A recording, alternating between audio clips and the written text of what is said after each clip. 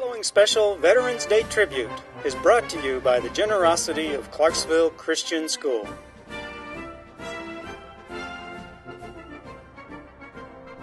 For years, Clarksville has been proud to be the home of one of the most prestigious divisions in the United States military, the 101st Airborne Division. This morning and this day, we will be celebrating the United States military servicemen and women that are here in Clarksville.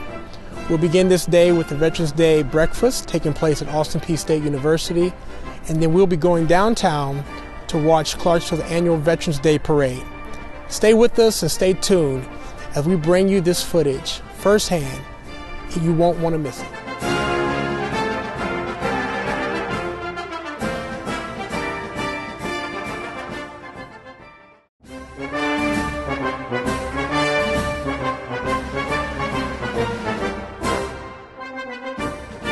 My name is Jeff Truitt, and I'd like to welcome you to the 2011 Veterans Day breakfast here at Peay State University. We're here to thank and welcome our military members and their families and to appreciate them.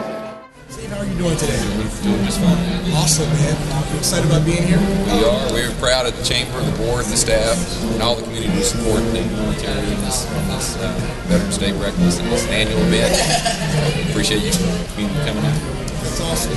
How important is the military to the city's chamber?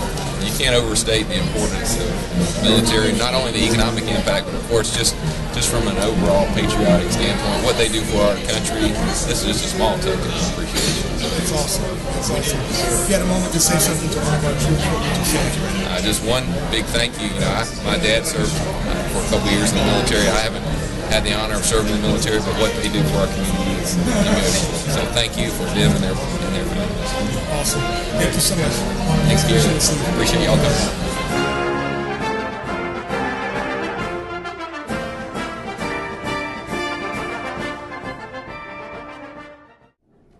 Color Sergeant, present the color guard.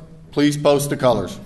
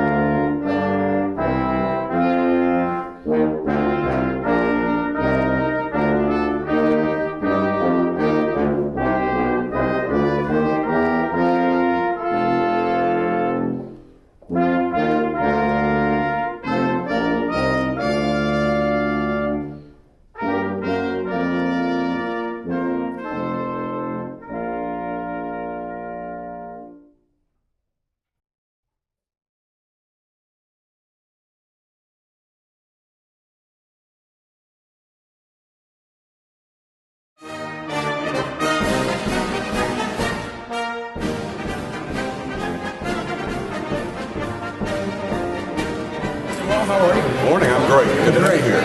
Tim, how important is the military to Peay? Gary, it's absolutely important. 20% of our students are either active duty or veterans or they're family members of military personnel. We have a campus on Fort Campbell, and we have many of those military personnel studying here at Austin Peay on our main campus. So they are crucial to the life of the university. Wow. The campus on Fort Campbell, is it growing at this point? It is absolutely. I mean, we have soldiers coming back from the deployment, and we're getting lots of them enrolling in courses as they return. So they're trying to pursue their higher education even as they're serving their country. That's awesome. Are they able to do those courses online? We have many courses that can be taken online. In fact, we have soldiers downrange who take courses while they're actually in the combat field. That's awesome. That's an amazing system to have in place. If you could say one thing to our armed forces this morning, what would you say to them? I would say thank you. Thank you for all you do to serve all of us. We're working hard to try to serve you, who've served us all so well. Awesome. Thank you so much, Coach. I appreciate it. Nice to see you. Nice to see you.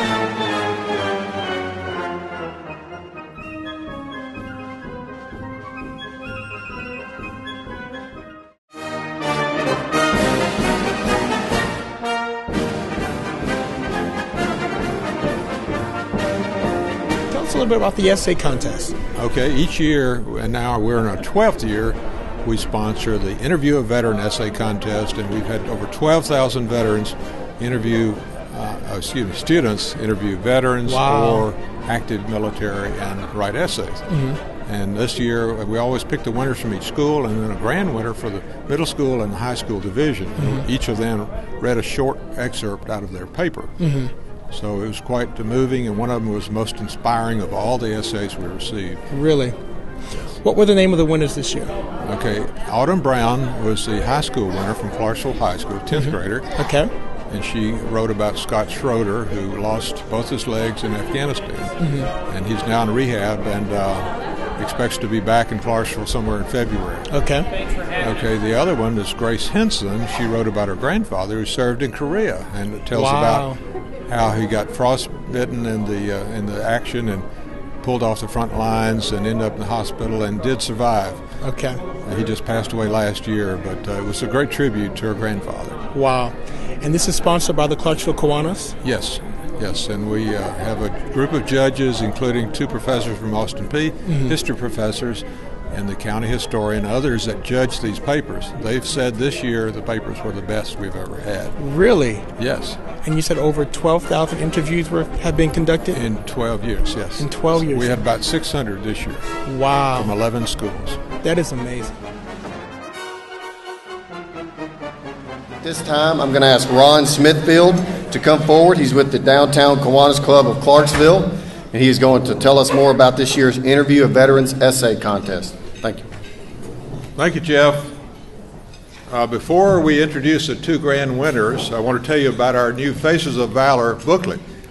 It is at the printers. Jostens has donated the printing, and it will be out this next week.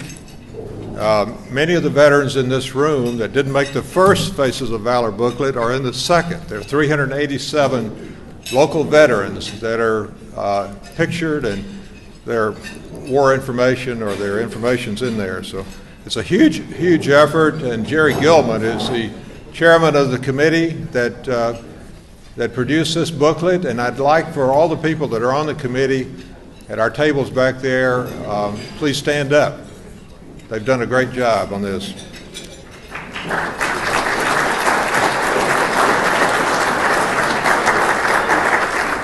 There are many other donors that are listed in the booklet that will be out this next week.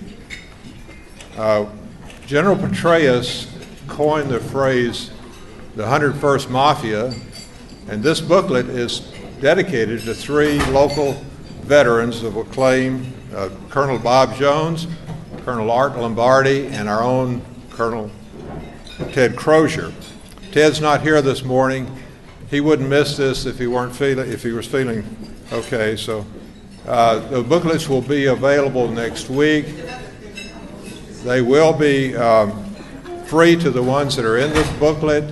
If you would like a copy, we'll have a table out as you leave, and you can reserve a copy, which will be mailed to you for a small donation. Jerry Gilman will be out at the table at the back. Okay, this year is our 12th year of the Kiwanis Interview a Veteran Essay Contest. We've had over 12,000 students interview veterans during that period. And I'm happy to introduce one of the grand winners from the Clarksville Academy, Grace Henson. She is honoring her grandfather, who was a Korean War veteran, and she's going to come up and tell you about her grandfather. Come on. The title this year was How Billy Henson Served and Sacrificed for Our Nation.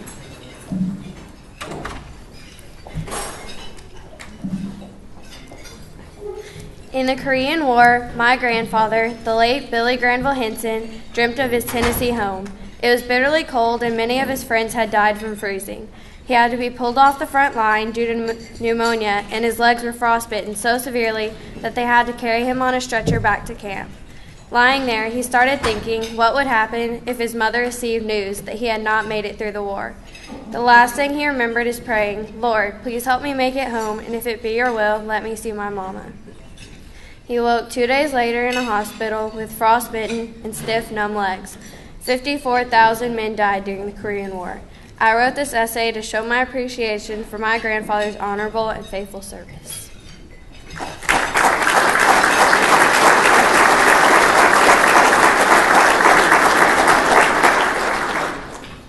Our second grand winner is Autumn Brown. She's a 10th grader at Clarksville High School. And Autumn wrote her paper about Scott Schroeder, CW3, who was severely wounded in Afghanistan last year. And she's going to tell us about Scott. Her parents are not here today because they are in Washington visiting Scott and his family. They're good friends, and he just had another operation on his arm, so he lost both legs. I think she's going to tell you about that. Scott Schroeder. This is Autumn Brown.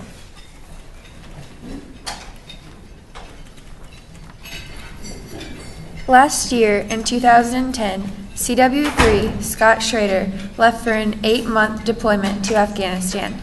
His unit was going village by village, working hard to have the Afghanis take control of their own lives.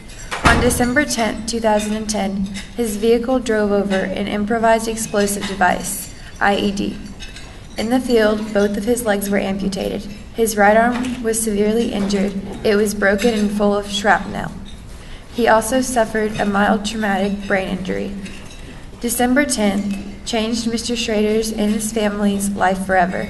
His service and sacrifice for our nation makes him a hero. CW3 Schrader hopes to return home in February 2010.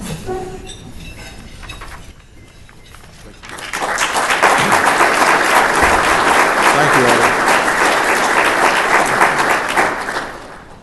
Her paper was also voted most inspiring of all the papers that we received. Received almost 600 papers this year, and the quality of the papers was excellent, better than any that we've had in the past. And so we're very proud of our students, of our teachers, of our principals, and the schools and the school system, both here in Clarksville, Montgomery County, and also Fort Campbell schools, for their students. And we think that these students are honoring all veterans by interviewing and really understanding those sacrifices that they've made. So we appreciate and honor all of you. Thank you.